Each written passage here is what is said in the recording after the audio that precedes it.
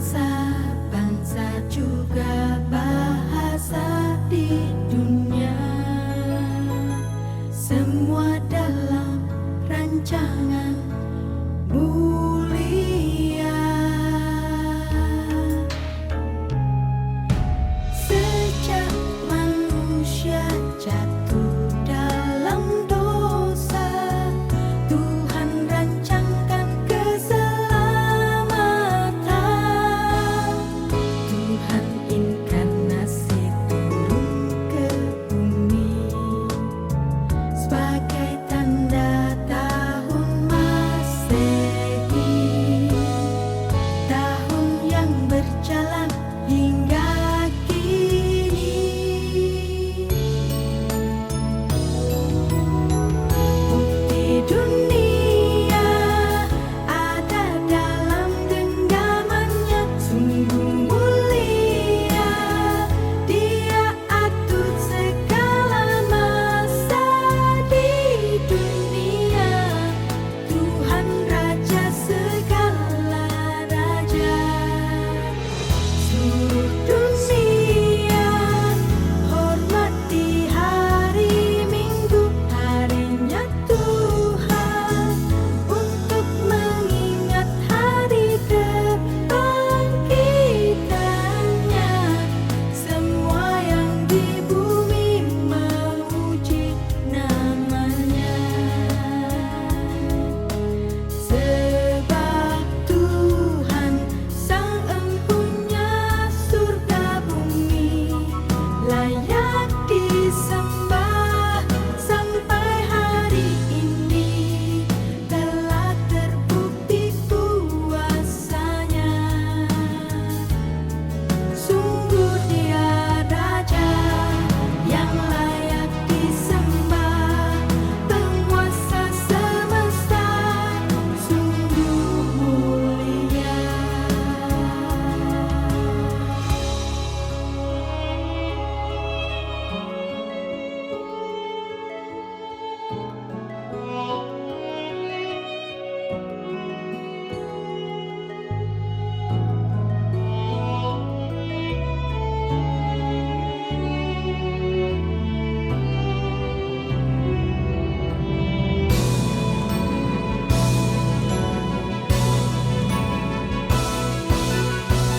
Le Adon Molang, Asher Malah Beterem Kol Yitzer Nifrale, Edna Asa Behef Sokol, Vehu Haya, Vehu Hope, Vehu Iye, Asai Melexmo, Nikafe Achare Kitma, Hakol Lefado, Vehu Echad Ve'en Sheni, Vehu Haya, Vehu Hope, Vehu Iye Betivara.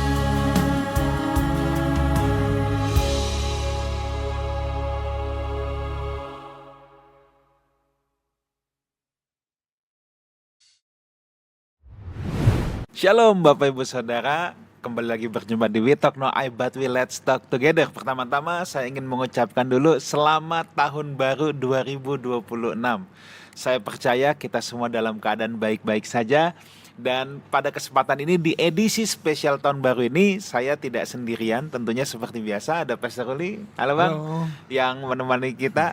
Dan saya percaya saudara pasti sangat antusias untuk menyambut tahun baru ini. Dan Bang, pada hari ini Bang, di edisi spesial tahun baru ini kita mau ngomongin satu topik yang kayaknya kita belum pernah obrolin ini deh Bang. Dan ini seru, yaitu tentang ketika dunia mengubah kalendernya atau lahirnya kalender yang baru ya, tahun Masehi. penanggalan yang baru Iya. ya. Oke. Nah, dan kita nggak cuman berdua doang, tentunya kita ditemani oleh seorang sahabat, seorang lagi guru, kalau bukan? Ibu Rita yang udah biasa sama kita. Ibu, Selamat thank malam, you so much. Pastor Wigan, Pastor Ruli. Thank you so much sudah Happy New Year. menyempatkan diri. Happy New Year. Rosh Hashanah Shameah. Oke, baik. Bapak Ibu, sebelum kita mulai, saya ingin menyapa dulu setiap saudara yang menyaksikan acara ini, baik lewat YouTube channel Lifehouse Community maupun dari MNC Live Channel. Saya ucapkan selamat bergabung. Buka hati saudara, saya percaya kita yang punya semangat mau belajar, spirit yang mau diperlengkapi terus, pasti kita akan mendapatkan banyak hal yang baru. Nah, Bapak Ibu Saudara, kenapa kita sangat penting untuk membicarakan lahirnya kalender baru? Karena kita tahu bahwa suka atau tidak suka, Yesus itu menjadi titik sentral ya. Nah, dalam peradaban dunia ini, untuk menandai lahirnya satu kalender baru. Dan belum lagi karena adanya perubahan kalender, itulah sebabnya juga kadang-kadang kita suka ditanya, kok Natalnya kita sama orang Ortodoks beda, yang di sana 6 Januari, apakah tidak konsisten? Apakah Alkitabnya beda? Enggak, ini enggak ada yang beda. Nah, ini semua akan sangat bertalian dengan perbedaan kalender, dan kita mau belajar lebih jauh lagi. Emang dulu pakai kalender apa sih?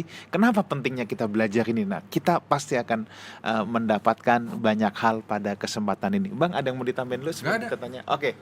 Udah Mungkin excited Ibu pengen Rita, dengerin dari Ibu Rita. ya, bisa mulai cerita dulu nih, Bu. Ada apa, Bu, dengan kalender ini dan kenapa kita penting buat tahu ini, Bu? Yang harus kita tahu bahwa ada satu keputusan dalam sejarah yang sepertinya senyap. Tidak banyak orang di dunia ini menyadarinya, tapi dampaknya menembus miliaran orang.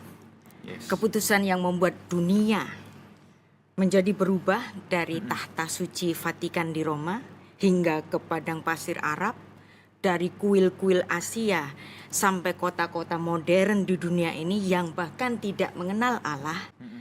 Ada satu sistem penanda waktu yang menjadi pusat yang sama, dan tahun itu disebut tahun Masehi, yang hari ini kita masuk pada tahun 2026. Nah, apa itu Masehi? Tentu ini ada hubungannya dengan Mesias. Nah, siapakah sang Mesias? Ini bukan kaisar, bukan nabi bangsa-bangsa, bukan filsuf besar, melainkan seorang tukang kayu dari Nazaret yang lahir di Palungan di Bethlehem Efrata. Dan yang lebih ajaib lagi, bahkan mereka yang tidak percaya kepadanya, seorang ateis sekalipun, menghitung hari-harinya dengan kalender yang ditandai oleh kelahiran sang Mesias. Di pasportnya, di KTP-nya, di ijazahnya, semua pakai kalender Masehi yang disebut dalam bahasa Latin itu Anno Domini. Nah, penamaan Anno Domini ini buat saya sangat romantis. Tahunnya Tuhanku. Nah, jadi dunia ini entah sadar atau tidak sadar, sebenarnya mereka bernafas dari ritme kepada waktu yang ditentukan oleh gereja. Nah, bagaimana mungkin kalender rohani menjadi kalender yang global? Bagaimana Allah memakai sejarah ini? Bahkan perhitungan matematis dari seorang biarawan Katolik Roma abad ke-6 itu nanti menentukan waktu yang diikuti orang-orang sampai sekarang ini di tahun 2026. Jadi inilah kisah bagaimana seorang yang dulunya itu tampaknya ditolak, bahkan tidak ada tempat ketika dia lahir, tetapi kemudian kelahirannya menjadi waktu bagi dunia. Tahun 1 Masehi atau tahun-tahun Masehi itu bukan sekedar angka, dan itu menandai suatu titik sejarah before Christ, BC, sebelum Masehi, dan kemudian ada Anno Domini, tahunnya Tuhanku, di dunia yang plural, yang penuh ideologi yang bermacam-macam, dengan budayanya yang bermacam-macam, dengan agama yang bermacam-macam, tanpa sadar hidup dalam satu ritme kalender yang sama yang berasal dari gereja. Nah, ini kalau nggak ada campur tangan Tuhan, emang bisa? Saya nggak percaya itu. Tidak ada sesuatu yang kebetulan. Dan bahwa waktu pun tunduk kepada kelahiran Sang Firman. Dan hari ini kita bersama-sama merenungkannya. Bagaimana mungkin dunia yang menolaknya tetapi memakai kalender yang berasal darinya. ketika dunia mengubah kalendernya, perjalanan menelusuri bagaimana kelahiran Kristus mengubah cara manusia menghitung waktunya bahkan selamanya. Mungkin nggak kalender Masehi ini diganti? Tampaknya nggak mungkin. Semua data perbankan, data apapun, big data yang ada di dunia ini menggunakan kalender Masehi. Tanpa campur tangan Tuhan, saya tidak percaya itu. Oke. Mungkin ada yang mau ditanyakan dulu Bang. Sampai di sini. Jadi kalau gitu kita mungkin mau tahu juga ya, dulu itu penanggalan yang ada itu seperti apa sih? Kalender sebelumnya yang dipakai di Tanah Suci Israel, karena waktu itu ada di dalam jajahannya Romawi, tentu saja menggunakan kalender Romulus. Ya. Yang dimana kalender Romulus itu hanya 10 bulan. Kemudian ditambah 2 bulan menjadi kalender sistem Julian. Nah, kemudian di tahun 1500-an kemudian berubah menjadi kalender Gregorian. Tapi ini kan sistem. Tetapi ada seorang rahib namanya Dionysius dari Exiguus, itu dia memiliki keinginan. Kalau bisa Tuhan kita itu menjadi penanda waktu. Maka dia pengennya Yesus itu lahir di tahun 1. Tapi sebenarnya Dionysius itu yang waktu itu menggunakan tahun AUC, Av Urbi Condita, tahun sejak didirikannya kota Roma. Jangan dong, kita jangan menggunakan kalender yang titik awalnya itu berdirinya kota Roma. Titik awal kalender gereja itu harus dari kelahiran Tuhan Yesus. Makanya disebut dengan Anno Domini, tahun Tuhanku, atau lebih lengkapnya Anno Domini Nostri Yesu Christi. Artinya tahun Tuhan kita Yesus Kristus. Nah, dengan sistem ini hendaknya gereja menggunakan sistem ini. Tapi ada yang menarik. Ini keren ini buat saya. Si Dionysius ini kan ahli matematika. Iya. Seharusnya dia kalau menghitung itu sangat cermat. Hari itu dia salah menghitung kalender. Dia menghitung dari tahun-tahun ketika Kaisar Agustus itu berkuasa. Lalu dihitunglah dari tahun Kaisar Agustus itu berkuasa, tapi dia lupa. Sebelum Kaisar Agustus itu bernama Kaisar Agustus, dia itu bernama Octavianus atau Octavius. Dan ketika dia menyandang Kaisar Octavius itu selama 4 tahun. Jadi seharusnya kekuasaan dari Kaisar Agustus itu bukan dihitung dari sejak dia bernama Kaisar Agustus kan? Harusnya dihitung sejak dia bernama Octavianus. Nah, kenapa Kaisar Agustus itu mengubah namanya? Nah, karena waktu itu setelah kematian dari Julius Caesar. Julius Caesar ini nggak punya anak laki-laki. Yang ada ponakannya.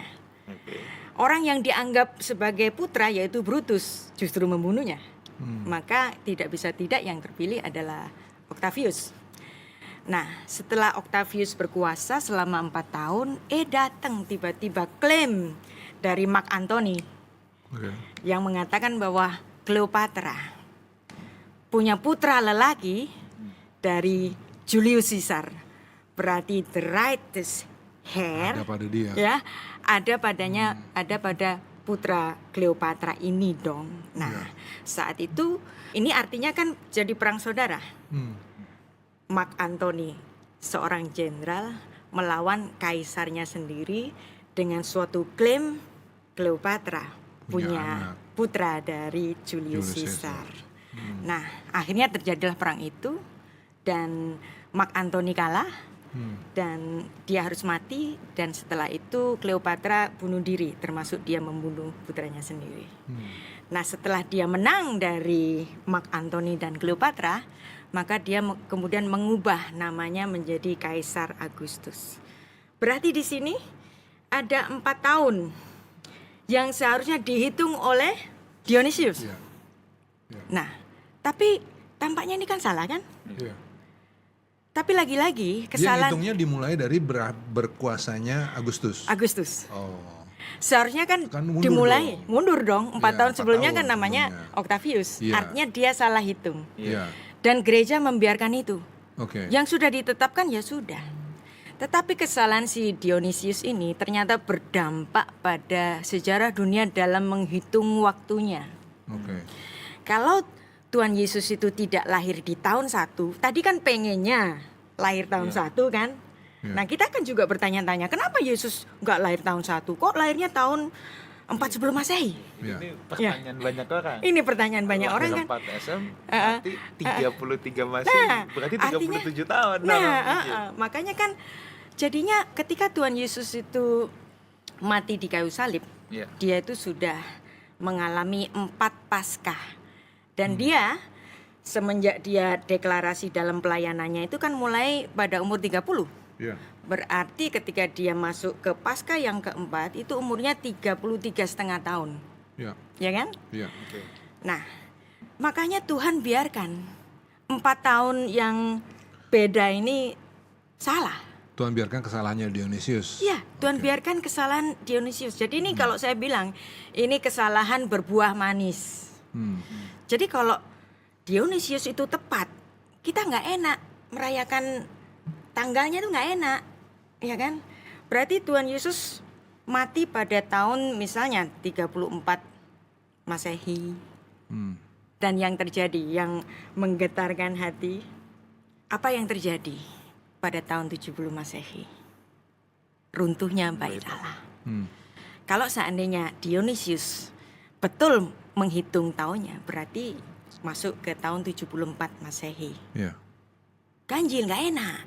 Kalau 70, 30, Hmm. kan jadi genap. Hmm. Nah, artinya di sini kita lihat di sini Tuhan itu disadari atau tidak, dipercayai atau tidak, dia benar-benar ada di dalam sejarah. Yang dimana 40 tahun setelah Tuhan Yesus diadili, mati, bangkit, naik ke sorga. Pas 40 tahun setelahnya, tahun 70 Masehi, Tuhan membiarkan Bait Allah yang menjadi pusat persembahan korban itu menjadi terhenti. Kenapa harus terhenti? Karena Tuhan Yesus bilang, tetelestai. Bayangin kalau Bait Allah itu terus berdiri dan tidak pernah runtuh. Sampai hari ini akan terjadi persembahan korban itu yang sebenarnya Tuhan Yesus sudah berkata tetelestai. Nah, jadi kegenapan angka-angka ini itu sangat menarik. Dan 40 tahun dalam gematria Ibrani itu bukan angka biasa. 40 tahun dalam gematrianya orang Ibrani itu adalah angka generasi. Nah, sebelum saya masuk lebih lanjut mungkin ada Bu, pertanyaan. tunggu Bang, aku mau Oke, tanya oke. dulu Ada, Bang. oke. Tentang Yesus disalib nih Bu. Oke. Jadi itu 30 atau 33 Masehi Bu? Seharusnya Sebab kalau ini kan memang ada dua Ya, pandangan ya. memang. Iya. kalau kita bermula pada tahun 1, Iya. berarti Tuhan Yesus matinya tahun 33 atau 34. Kalau Tuhan Yesus berumur 33,5 tahun. Iya. Ya kan? Karena nggak ada tahun 0. Iya, nggak ada. Dionysius kan langsung bilang ini tahun 1. Hmm. Nah, kalau ada tahun 0 ya Tuhan Yesus pas Iya. mati di tahun 33. Iya. Ya kan? Karena nggak ada tahun 0 jadi 1 berarti antara 33 atau 34. Tapi itu kan jadi ganjil.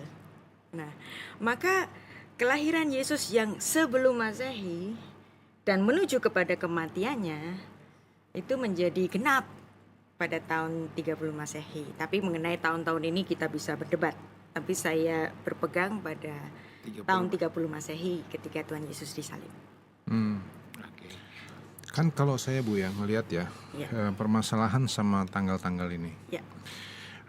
Ada istilah kan tadi Anno Domini. Anno Domini kan tahunnya Tuhanku ya. Romantis kan? Romantis kan? Itu dimaknai setelah Tuhan Yesus lahir sampai Yes. dengan hari ini, itu AD, Anno Domini. Ya. Kemudian ada yang disebut dengan tahun BC, Bravo Charlie. Ya. Bravo Charlie itu kan dulu istilahnya kan before Christ. Ya. Tapi kemudian itu juga dirubah kan Iya. menjadi BCE, Before Current Era. Before Common Era. Common Era, ya Ya. disebut begitu kan BCE. Nah, Ya. di Nggak sini apa-apa itu untuk orang yang nggak percaya Yesus. Nah. Tapi buat saya apapun itu kan tandanya Yesus lahir. jadi itulah pentingnya kita bicara malam ini adalah karena ternyata penamaan-penamaan sederhana seperti ini diarahkan untuk membuat orang itu akhirnya melupakan bahwa ada Yesus. Ya, Betul ya? ya. Before Common Era Ya. menggantikan Before before Christ. Christ. Itu ya. Itu aja udah lucu ya. Ya. Kemudian ternyata kalender kita ini dibuat berdasarkan hari lahir Tuhan, Ya. Anno Domini. Domini. Tapi kemudian juga dibikin suatu kekusutan. Gini, kalau memang dibuatnya berdasarkan kelahiran Yesus, maka kenapa nggak bisa ditentukan sih Yesus ini lahirnya tahun berapa? Itu kan? Ya. Nah, oke. Tadi sempat disebut-sebut Bu, tapi Ya. saya mungkin belum nyanda gitu. Ya. Kapan jadi lahirnya tahun 1 kah atau bukan tahun 1? Nah, Dionysius Ya. pengennya, Ya, cita-citanya Yesus lahir tahun 1. ya, Tapi kesalahan itu terjadi karena dia lupa menghitung nama kaisar ini sebelum dia bernama Kaisar Agustus, Octavius, 4 tahun. Nah, dan kalau ternyata kesalahannya Dionysius itu dibuktikan bahwa di tahun 1 itu Herodes yang agung sudah mati. Padahal seharusnya kelahiran Yesus Herodes yang agung belum mati. mati. Nah, karena di situ ada tanda-tanda misalnya ada bulan purnama, ada gerhana matahari yang membuat orang ini nggak bisa. Yesus nggak bisa lahir di tahun 1. Ternyata ketemu. Oh, Dionysius lupa menghitung 4 tahun Octavius selama dia bernama Octavius. Jadi buat saya apapun kesalahannya, tapi cita-citanya kan sama. Tuhan Yesus sebagai penanda waktu, penanda tahun ini diikuti oleh semua orang yang ateis, yang beragama, yang tidak percaya, yang pagan, apapun mengikuti tahun ini. Ya, ya, Kalau ya, Tuhan nggak bekerja emang ya, bisa, ya, nggak bisa ya, buat saya. ya, ya. Itu aja kan dari apa namanya penentuan bahwa cara perhitungan Dionysius lah yang akan dipakai itu kan sebetulnya ada suatu pemaksaan. Kalau saya bilang begini, tidak ada yang memaksa, Ya. tetapi itulah yang terjadi. Kayaknya ini saya bilang ini natural. Dari kacamata orang yang nggak percaya, ini Ya. kan bilang pemaksaan. Tampaknya ini bisa. Pemaksaan. Yes. Tapi kalau kita pikirkan lagi, apa sih bagaimana caranya bisa ada pemaksaan? Itu adalah suatu proses alami yang Yes. terjadi over tahun bertahun ribu-ribu tahun yang hanya akan terjadi apabila ada dalam kendali Tuhan. Ya. Kan begitu. Dan yang menarik, Ya. Ensiklopedia Britannica ini saya bacakan bahwa penentuan kalender Gregorian untuk seluruh dunia itu yang menentukan kan Paus Gregorius. Ya. Makanya namanya kalender Gregorian. Ya. Itu kan pada tahun 1582. Ya. Tapi apakah langsung bisa diterapkan kepada negara-negara yang Seluruh lain? dunia? Seluruh dunia. Ya. Itu perlu proses. Ya. Tentu saja antara Roma, Itali, itu Ya. yang dekat-dekat situ, Spanyol itu langsung mengikuti pada tahun 1582 itu menggunakan kalender Gregorian. Ya. Tapi bagaimana misalnya dengan Belanda? Ya. Itu baru tahun 1700. Bagaimana dengan Great Britain? Itu baru dipakai kalender Gregorian ini, kalender Masehi itu tahun 1752. Jadi nggak langsung. Nggak langsung Jadi ya. perlu. Dari 1582 nih 1750 nih. Ya. Britain. Ya. Oke. Nah, bagaimana dengan Jepang? Ya. Agak lebih dulu. Tahun 1872. Indonesia? Indonesia, nah ini ya. Saya coba-coba cari, tanya di chat GPT juga nggak ada jawabannya. Oke. Tetapi kita bisa lihat bagaimana China menggunakan kalender Gregorian ini. Padahal Cina tuh tadinya punya kalender sendiri loh. Ya, Dia punya pakai kalender sendiri. ya. sendiri, Bu. Kalender China itu punya kalender sendiri. Iya. Tapi kemudian kan ada kebudayaan Marxisme yang masuk ke sana. Dan di situ mulai ada Partai Komunis dan itu sudah digunakan tahun 1912 yang artinya seorang komunis ateis pakai kalender Gregorian, kalender gereja. Dan bagaimana dengan negara-negara yang lain? Yunani itu baru di tahun 1923. Kalau nggak percaya nanti langsung buka Ensiklopedia Britannica. Ternyata kalender Gregorian ini tidak langsung bisa diterima oleh semua negara. Bagaimana dengan Indonesia? Nah, ini kan jadi pertanyaannya. Tapi kalau kita melihat dari titik negara kita itu mendeklarasikan bahwa kita adalah satu bangsa, satu nusa. Tapi tidak harus dari Sumpah Pemuda dong. Berarti dari tahun 1920 yang dimana ada beberapa sebagian kecil dari orang-orang pinter di Indonesia ini kemudian sekolah ke Belanda. Nah, yang artinya kalau Belanda itu baru tahun 1700 itu sudah menggunakan kalender Gregorian. Nah, makanya orang-orang pinter, para cendekiawan yang pernah sekolah di Belanda itu kemudian membawa kalender itu ke Indonesia. Dan kalau kita boleh menafsirkan, saya bilang sih sejak dari kebangkitan nasional tahun 1920. Itu udah kita pakai ya. Nah, apalagi di tahun 1928 Sumpah Pemuda, saya pikir itu sudah menggunakan kalender Gregorian. Tapi ini kan tafsir. Anda bisa mendebat saya. Jadi kalender yang saat ini kita pakai adalah Gregorian kan? Ya. Bedanya dengan Julian tuh apa? Nah, Bu, jadi? bedanya dengan Julian kenapa? Karena di sini pada zaman Paus Gregorius. Nah, ini mereka kan ada di Gereja Katolik itu ada para ahli astronomi. Nah, mereka itu sangat hebat di astronomi sehingga mereka bisa menentukan kalender yang sangat tepat, bahkan lebih tepat daripada kalender-kalender yang lain. Bahkan hingga ketepatannya itu hanya perlu 1 hari saja. Leap year-nya kalender Gregorian itu kan hanya di bulan Februari, 28 dan 29 Februari. Dan perbedaannya itu hanya 1 hari saja. Artinya di sini kalender gereja Gregorian itu adalah kalender yang sangat tepat dan itu membuat orang-orang bisa mengatakan, wow, ini memang kalender yang sangat tepat. Nah, ketika kita bertanya kenapa dari Julian kok berpindah ke Gregorian? Nah, saat itu para rahib, para ahli astronomi di Tahta Suci Vatikan mengatakan, Paus, ini kalau kita nggak mengadakan harmonisasi kembali, ini nanti musim seminya bisa berubah, equinox-nya akan beda. Padahal ketika kita merayakan Paskah, yang sebenarnya itu harus ada di bulan purnama, itu harus tepat di musim semi. Dan ini nggak boleh berubah musim seminya ini. Maka kemudian diadakan koreksi dari Julian ke Gregorian. Nah, ini ada tapinya nih. Saat itu Gereja Katolik Roma itu sudah berkonflik dengan Ortodok sejak tahun 1054 Masehi.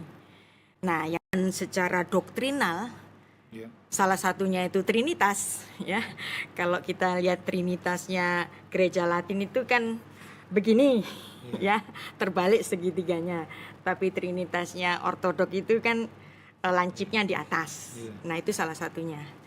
Dan itu mereka sudah berkonflik sejak tahun 1054 yang kita sebut sebagai skisma besar. Nah, karena ada perbedaan doktrinal semacam ini, yang ortodok ngapain aku ikut kalendermu. Jadi kalender gerejawi ortodoks tetap mengikuti kalender Julian. Nah, tidak mau mengikuti kalender Gregorian. Tapi, nah ini yang menarik.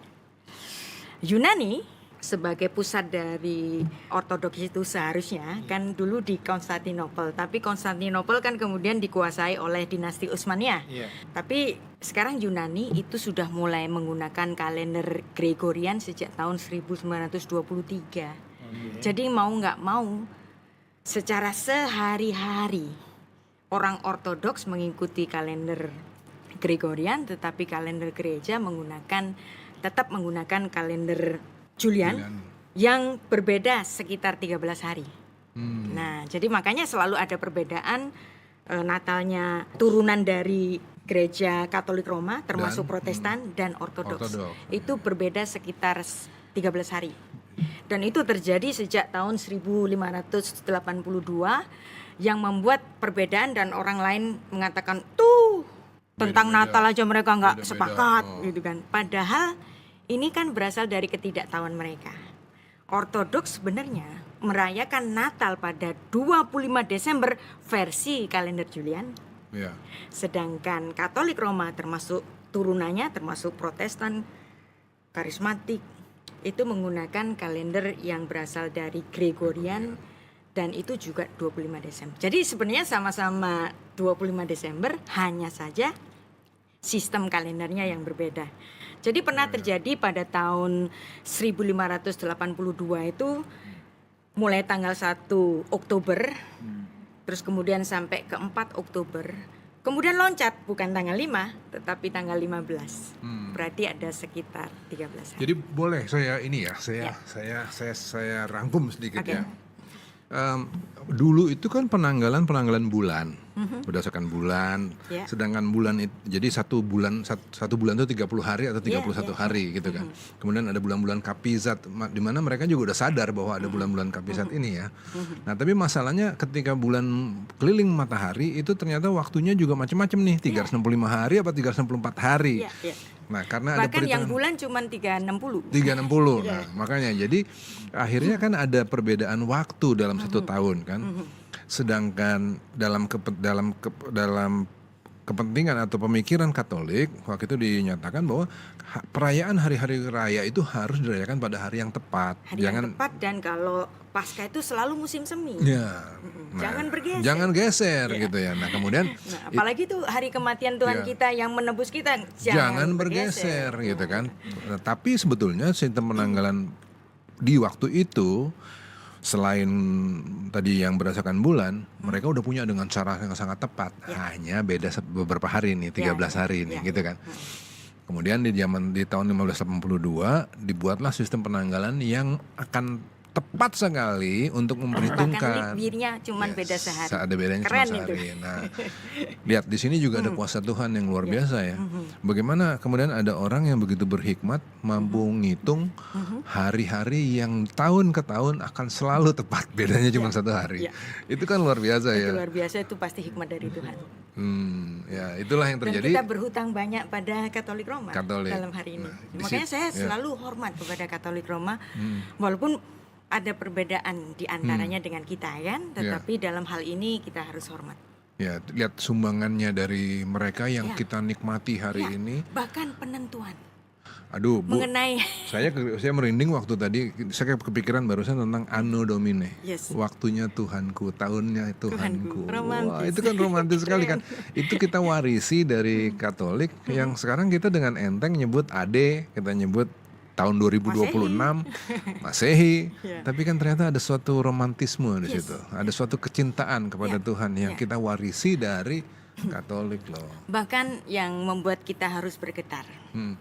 Gereja Hmm. yang menentukan bahwa hari Minggu Hmm. adalah peringatan mingguan Hmm.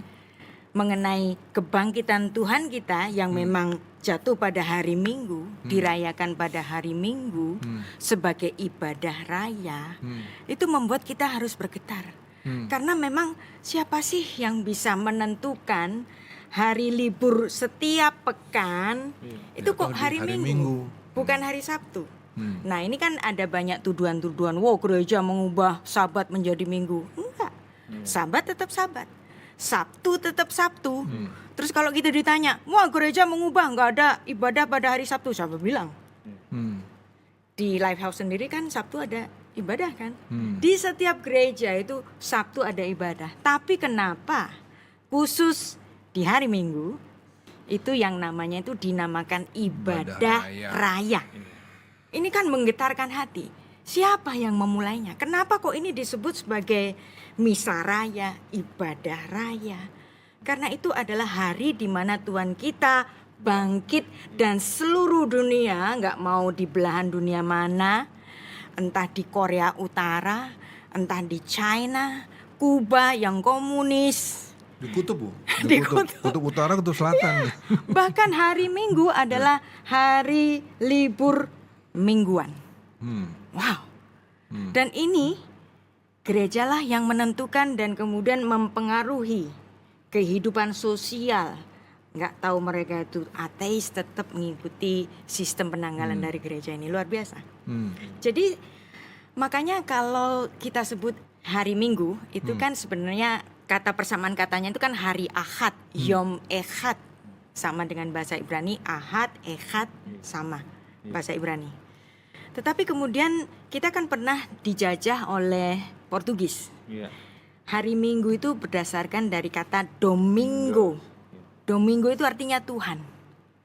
Hari Jadi Tuhan. setiap kali kita mengatakan hari Minggu, harinya Tuhan. Kok dibilang harinya Tuhan? Ya, hari itu Tuhan kita bangkit dari kematiannya setelah mati dari kayu salib. Wow, luar biasa. Memang kan? kalau kita lihat kisah para rasul kan juga memang gereja mula-mula di hari Memecah-mecahkan. pertama Iya, minggu itu. iya. Hari Iya, pertama Elena. itu kan iya. Ya, Itu kan hari Ahad. Minggu, iya. Hari Ahad, hari Minggu yang kemudian di Wahyu 1 ayat 10 secara luar biasa Rasul Yohanes itu mengatakan pada Kuriaki Hemera, pada hari Tuhan Roh Tuhan datang kepadaku dan memberikan suatu pewahyuan yang luar biasa yang ditulis dalam kitab Wahyu itu. Jadi ini, wow, saya dari tadi ngomong merinding terus. Dan hari Tuhan yang dimaksud itu ya hari Minggu. Hari Minggu, hari di mana Tuhan kita itu bangkit. Bayangin kalau kita nggak punya ketepatan seperti itu ya. Hari Minggunya berubah-berubah. Iya, hari Minggu ya bisa berubah-ubah. Iya.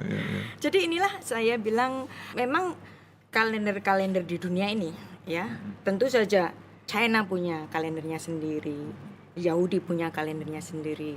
Kalendernya China dan kalender Mandarin dan kalender Yahudi itu mirip. Kenapa mirip? Nah ini menarik.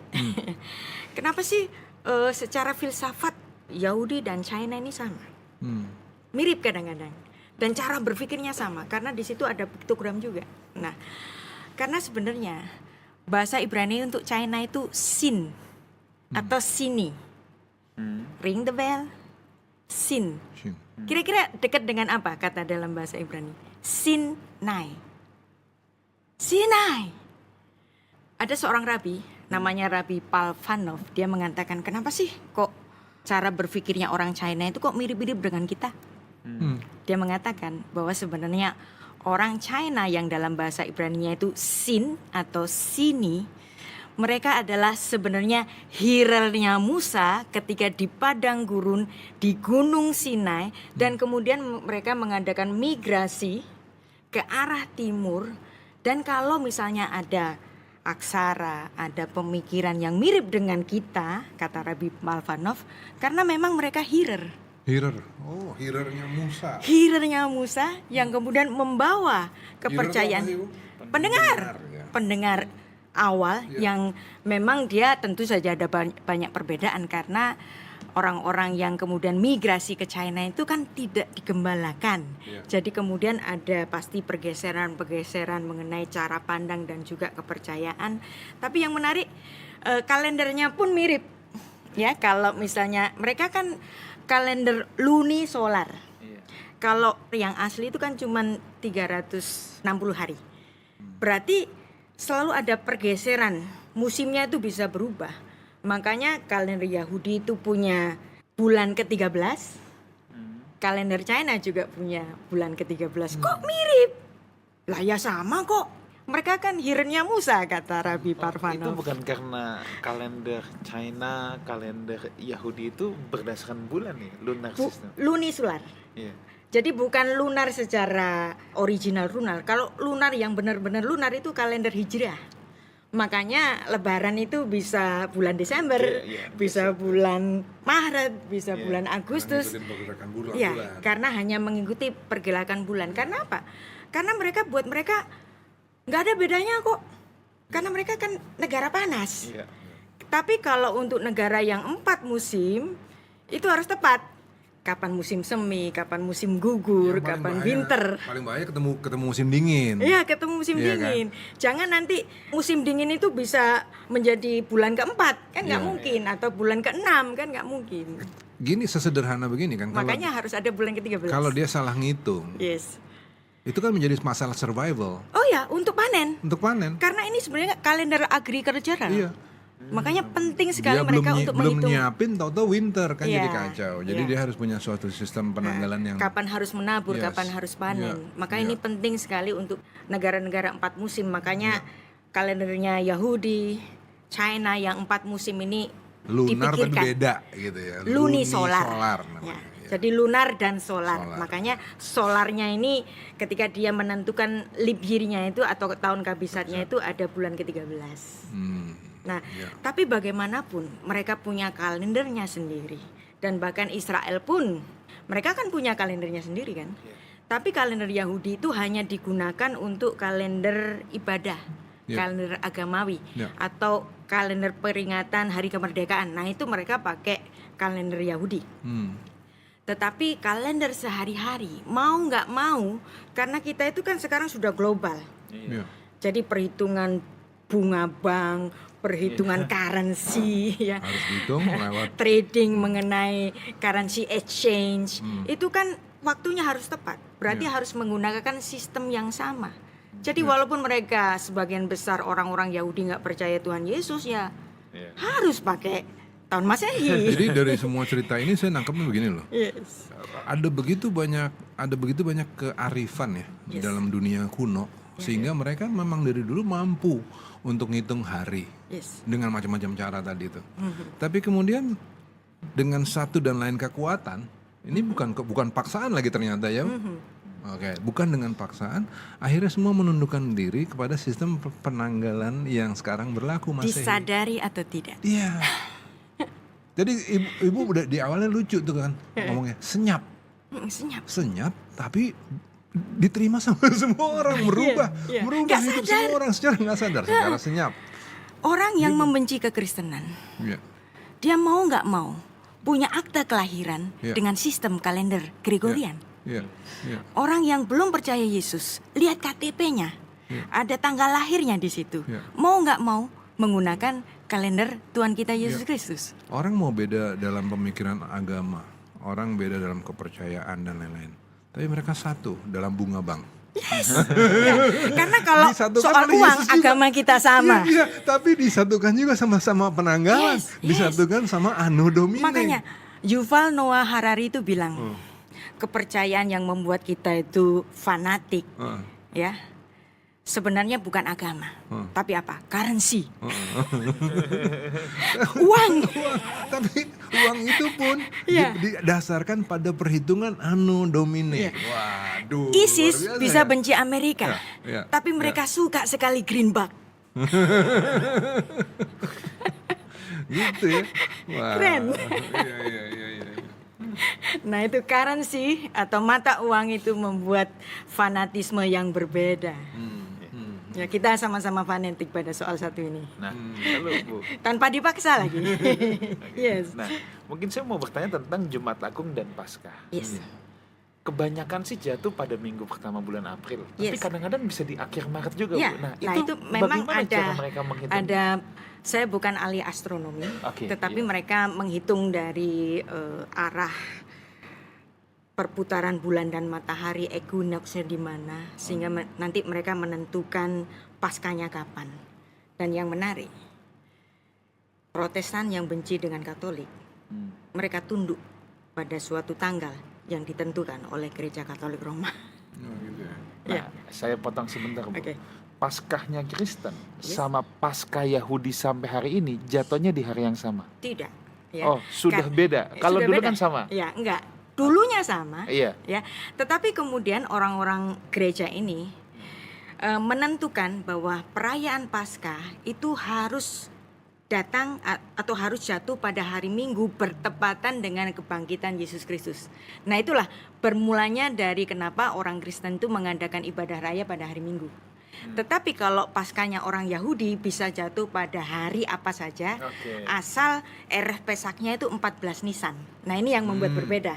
Oke. Dan orang Yahudi menentukan Paskah itu berdasarkan kalendernya sendiri, kalender Yahudi yang lunisolar yang mereka sebut sebagai Seder Olam. Dan sementara orang Kristen menggunakan kalender hitungan dari gereja yang menentukan Paskah itu boleh di tanggal apa saja tetapi harus hari Minggu. Oke. Sedangkan orang Yahudi boleh di hari apa saja tetapi tanggalnya harus 14 Nisan. Oke. Jadi sekarang Paskah Yahudi sama Paskah Kristen Ya berbeda. udah Ya. jauh ya. Apalagi kalau misalnya tanggalan Yahudinya itu ada di tahun yang leap year, yang mereka itu ada bulan yang harus diulang menjadi 13 bulan. Kadang-kadang itu bisa hampir sebulan bedanya. Karena ini hanya perbedaan Nah. kalender saja dan sistem kalender. Nah, oke Bu. Sekarang gini. Kalau Idul Fitri itu kan maju terus ya. Yes. Karena Bisa murni Desember, lunar. bisa November gitu ya. Karena Tapi murni kalau lunar. kita lihat Sinja Bang, selalu kalau nggak Januari, Februari. Ya, Sinja tidak pernah di Desember, tidak pernah di Maret. karena dia sama disiplinnya dengan orang Yahudi bahwa Sinja itu adalah perayaan musim semi. Iya. Demikian juga Paskah menjadi hari terbesarnya orang Yahudi yang juga menjadi perayaan musim semi. Nah, Jadi sama-sama merayakan musim semi yang titiknya itu bulan 1. Jadi bulan satunya orang Yahudi itu ya pada hari Paskah, bulan Nisan. Yang kalau Sinja itu bulan satunya itu yang sama di musim semi. Lunisolar kan? Lunisolar. Lunisolar, sama-sama solar. lunisolar. nah, berarti kan pertanyaan Iya. saya, Paskahnya orang Yahudi Yes. jatuhnya selalu di bulan apa Bu? Kalau di Nah. tanggalan kita ini. Ya, Apapun antara asal Maret. 14 Nisan. Antara Maret, yang penting 14-15 Nisan. Oke, berarti RF kalau Pesaknya itu 14 Oke, Nisan. kalau dikonversikan ke tanggalan kita Maret April juga. Antara itu. Oke. Iya. Jadi harus selalu musim semi. Makanya orang-orang di Jepang itu yang sudah percaya merayakan Paskah itu sambil melihat sakura. Jadi karena sakura itu hanya Belum. bersemi bloom itu pada hari Waktu Paskah. itu ya. Ya. Dan memang kan musim semi itu kan bunga itu bermekaran. Dan ini memang menandai kebangkitan Yesus Kristus. Nah, apalagi orang Yahudi itu kan merayakan hari raya Paskah itu dengan membaca kitab Kidung Agung. Bicara mengenai kisah cinta antara gadis sulam dengan kekasihnya yaitu Sang Gembala, yang kemudian itu menggambarkan cinta Tuhan dan cinta gadis sulam sebagai jemaat dari Tuhan yang tidak terbeli. Nah, makanya cinta yang kumati bagimu, yang apinya seperti Shalhevetia, Ya. nyalanya seperti nyala api Tuhan, kumati bagimu. Mereka membaca kitab Kidung Agung. Nah, kalau orang-orang Yahudi yang sebagian besar dari mereka pada hari Paskah itu membaca kitab Kumati Bagimu, serunya orang Kristen yang membaca kitab Kidung Agung kan? Nah, karena itulah cinta musim semi yang kalau kita ingat zamannya Pastor Ruli, Pastor Wigan jatuh cinta itu, wah, berapi-api ku mati bagimu. Dan itulah yang dilakukan Yesus Kristus mati di kayu salib. Kidung Agung. Belum lagi yang cerita sama Esther. Nah, itu juga nunjukin 14 Nisan. 14 gitu ya. Nisan juga. Oke. Wah, ini seru nih Bang. Kita nih belajar banyak banget tentang kalender yang kelihatannya simpel tapi tidak simpel Bang. Simpel. Iya. Ribet ya Indah ternyata. sekali. Ya. Dan buat saya, kenapa Tuhan suka berhari raya? Nah, bahkan ada 7 hari raya yang harus dirayakan oleh orang-orang Israel. Di antara 7 itu ada 3 hari raya besar yang orang-orang Israel itu harus naik mengadakan suatu perayaan berhak. Nah, dari kata hak muncul kata haj. Dari kata haj muncul kata haji. Jadi naik haji itu awalnya dilakukan oleh orang-orang Israel pada setiap hari Paskah, kemudian hari raya Pentakosta, dan kemudian hari raya Sukot. 3 hari raya ini mereka harus menghadap Tuhan. Karena apa? I miss you. Naik kita kan aliyah ke Ya, Yerusalem. aliyah ke Yerusalem. Dan Tuhan berkata, I miss you. Dan pada setiap 3 hari raya besar ini, ada yang disebut dengan Shalos Regalim, yaitu hari perayaan cinta 3 musim. Musim semi yang menggebu-gebu, seperti cintanya si gembala kepada gadis sulam, ku mati bagimu. cintaku shall have dia, seperti Seperti nyala nyala api api Tuhan, aku mati bagimu. Bacanya kitab Kidung Agung. Lalu kemudian musim panas. Kenapa kok musim panas? Seperti kita bilang tadi bahwa kalendernya orang Yahudi itu kalender agricultural, yang mereka harus disiplin kalau Paskah itu harus di musim semi kan? Nah, musim semi kemudian masuk ke musim panas itu adalah hari raya panen. Tapi panen ini kan bisa panen yang menghasilkan banyak buah-buah yang bisa menjadi lambang kemakmuran bagi Israel. Tapi panen ini bisa gagal kan? Nah, itulah lambang dari sebuah rumah tangga. Jadi ketika musim semi pacaran sampai menikah, itu musim semi. Tapi ketika punya anak, mengarungi bahtera kehidupan, ada paceklik, ada penuh berkat. Nah, ketika penuh berkat abang sayang. Ketika paceklik, abang ditendang. Makanya di sini di hari raya musim panas ini adalah suatu perlambangan unconditional love, hesed.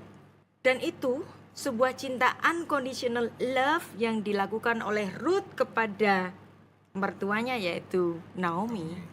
Dan karena cintanya yang unconditional ini dilihat oleh Boaz, kok ada perempuan muda mencintai ibu mertuanya, miskin padahal dia bisa kawin lagi. Wow, ini unconditional. Nah, makanya unconditional cintanya dari Ruth ini dipuja oleh Raja Salomo yang kemudian memberikan tribut kepada neneknya ini, Eshet Chayil, Mi Yimsa, istri yang cakap, istri yang bijak, istri yang menjadi pahlawan bagi keluarganya. Siapa yang punya? Aku nggak punya loh. Yang punya siapa? Boaz, kata si Salomo. Lalu bagaimana dengan cinta musim gugur? Gugur, ya. Nah, musim gugur adalah cinta yang menunggu winter. Winter itu apa sih? Ketika kita menarik nafas terakhir, hidup kita Havel. Tapi selama menunggu itu kan musim gugur. Maka dibacalah kitab Pengkhotbah yang Raja Salomo itu mengatakan, Re'ehayim im isya asyer afta. Nikmatilah hidupmu yang singkat ini bersama satu istri yang kau kasihi sejak masa mudamu. Nah, jadi ini kalender kita, kalender yang ditentukan Tuhan, ternyata memang romantis. Karena itu mengingatkan kita semua bahwa ketika kita sebelum dipanggil Tuhan dingin, dan kita mensyukuri ada satu istri, keluarga kita, bahwa itu adalah harta kita. Itu semua ada hubungan sama kalender. Ya, semua berhubungan dengan kalender. Simple Iya as kan? that. Iya kan? Ya.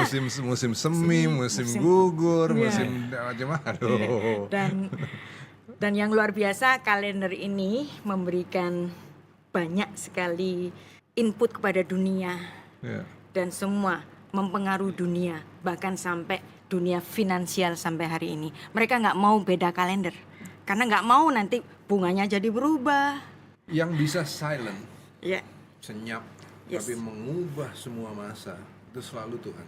ya. Nggak ada yang lain. Kekuatan apa yang lain? Kekuatan apa?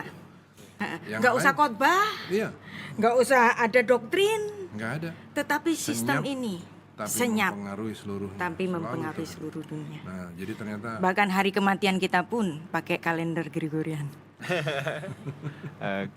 Oke, Bang, kita sudah di penghujung. Mungkin kita kasih Ibu Rita aja nih, ada satu closing statement. di tahun baru kasih kado kepada Iya. semua pendengar Iya. with a great Wow. closing statement. Kita sampai pada satu kesimpulan besar, bahwa kelahiran Kristus bukan hanya peristiwa iman, tetapi juga peristiwa sejarah yang mengubah arah waktu. Kelahiran Kristus menjadi suatu poros waktu bagi seluruh peradaban manusia, bahkan sampai hari ini. Dan peristiwa itu menandai awal dari sistem penanggalan yang kini dikenal sebagai tahun Masehi, tahun Mesias, tahun Anno Domini, tahun Tuhan kita. Dan menariknya sistem ini ditentukan oleh gereja yang kemudian diterima oleh lintas batas iman, budaya, dan diterima oleh semua negara dan berbagai agama, bahkan yang tidak mengimani Kristus sekalipun. Jadi sistem ini tidak hanya diadopsi oleh gereja tapi untuk seluruh dunia, dan memang walaupun ada perbedaan pandangan antara gereja Katolik dan Ortodoks, tetapi bagaimanapun yang Ortodoks pun tetap mengikuti Anno Domini. Nah, jadi setiap kita menulis tanggal lahir, mencatat janji, atau menandai hari di kalender kita sedang menulis sistem waktu yang bersumber dari Bethlehem Efrata, tempat kelahiran Allah yang inkarnasi. Dan ini bukan hanya mengubah hati manusia, tetapi juga mengubah cara pandang dunia dalam menghitung waktu. Dengan demikian, tahun Masehi bukan sekedar sistem penanggalan, melainkan jejak pengaruh Kristus di atas sejarah manusia. Dan ini luar biasa, hanya Tuhan yang bisa membuat kita begini. Seluruh umat manusia mengikuti sistem kalender yang sama. Haleluya.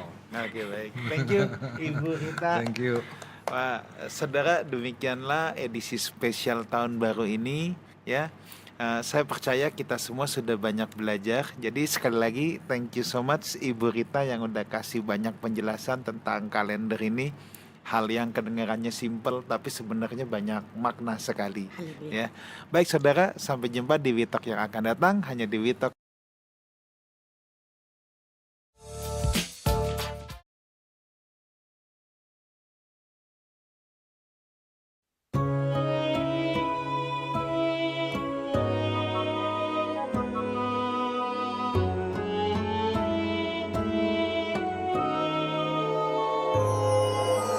Hanya tertulis di Alkitabku, awal tercipta semesta raya, awal tercipta manusia dan bangsa-bangsa juga bahasa di dunia. Semua dalam rancangan mulia. Sejak manusia jatuh dalam dosa, Tuhan rancangkan keselamatan. Tuhan inkarnasi turun ke bumi sebagai tanda tahun